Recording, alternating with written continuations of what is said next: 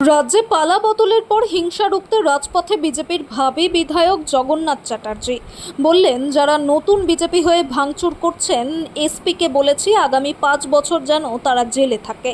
সিউড়িতে তৃণমূলের জেলা পার্টি অফিসে আচমকাই হানা দেয় উন্মত্ত একদল ছেলে। তৃণমূলের পতাকা নামিয়ে তুলে দেওয়া হয় বিজেপির পতাকা। তৃণমূলের ব্যানার হোর্ডিং ছিঁড়ে ফেলা হয়।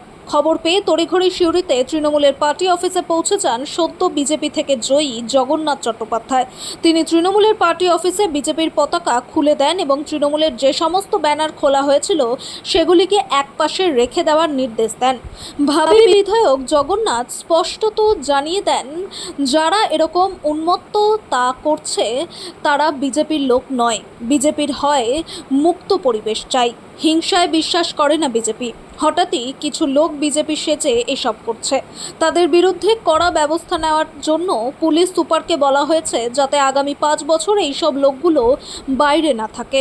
গোটা বাংলায় হয় মুক্ত পরিবেশ গড়ায় বিজেপির লক্ষ্য বলে জানান সিউড়ির ভাবী বিধায়ক তথা রাজ্য বিজেপির সহসভাপতি জগন্নাথ চট্টোপাধ্যায়। এদিন সিউড়ি পৌরসভায় যাতে কোনো বিশৃঙ্খলতা না হয় তার জন্য তৎপর হয় জগন্নাথ।